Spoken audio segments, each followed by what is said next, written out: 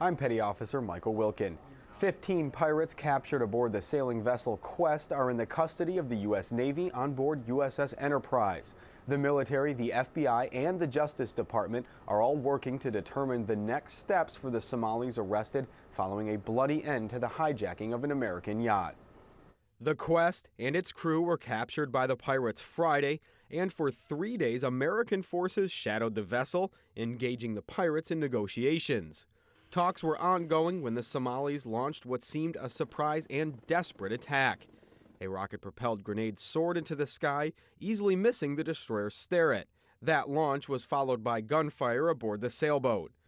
Navy Special Forces immediately launched small watercraft and headed toward the Quest. As they responded to the gunfire, reaching and boarding the Quest, the U.S. sailors discovered that all 4 hostages had been shot by their captors. They also discovered 2 dead pirates and 2 more were killed by U.S. forces during the confrontation. The Americans aboard included the captain Scott Adam, his wife Jean, and friends Phyllis McKay and Bob Riggle. The Adams were pursuing a lifelong dream of sailing around the world. They were taken hostage 275 miles off the coast of Oman. It's believed they were headed to Oman on a Christian mission and were aware of the risks. They were aware of pirate activity and they knew it was a risk. The warnings are issued to mariners about where pirate activity goes on. There are real-time warnings that we put out, and so there's a due diligence piece in terms of going to sea. Still, Vice Admiral Fox says their job is to maintain free movement of innocent passage on the sea, something the State Department says continues to be threatened. We've got to have a more effective approach to maintaining security on the seas, in the ocean lanes that are so essential to commerce and travel. Meanwhile, the North American Aerospace Defense Command and U.S. Northern Command will provide support for this week's Space Shuttle launch. Shuttle Discovery is scheduled for launch Thursday from the Kennedy Space Center.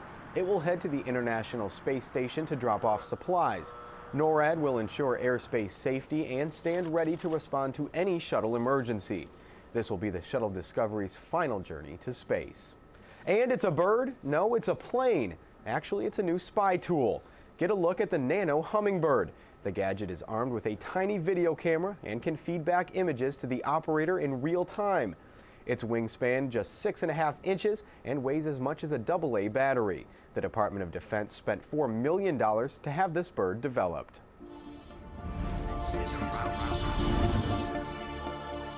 Well, most people run away from fires, and rightfully so, but firefighters head in the opposite direction. That's especially true for those assigned to aircraft rescue and firefighting aboard Marine Corps Air Station Iwakuni, Japan. Lance Corporal Kate DuBois takes a look at how they train. It's a Sunday morning. The firefighters are suited up and on their way to the training site. As they wait to begin their training, other ARF Marines prepare the fire pit. Like every job in the Marine Corps, training is key to facing a real-life situation.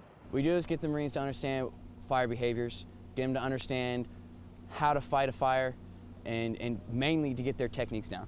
This training not only helps them to better understand fires, but also brings them closer as a group. The more time we have together to spend and do training like this, where we're on each other's toes all the time and we're always pushing each other, then it's good for us. Teamwork is vital to the success of the firefighters, but each individual Marine must be able to handle his own job successfully. In the event that there is an emergency, each Marine is responsible for what they're in charge of. So if someone's in charge of a hand line, meaning a hose, they're going to be in charge of putting obviously the wet stuff on the red stuff, as well as the person behind them. The person behind them is going to be the brains of the operation. Obviously the hand line is going to be the muscles. And without the both of them working together, we couldn't be able to attack a fire the way that we do. Besides the live fire training, ARF Marines also do drills to make sure they can get dressed and ready for an emergency as fast as possible. Lance Corporal Kate DuBois, Marine Corps Air Station Iwakuni, Japan. And coming up ahead and around the services, it's Military Saves Week. We'll have important information. But first, we head downrange where service members are pulling together to help a local village.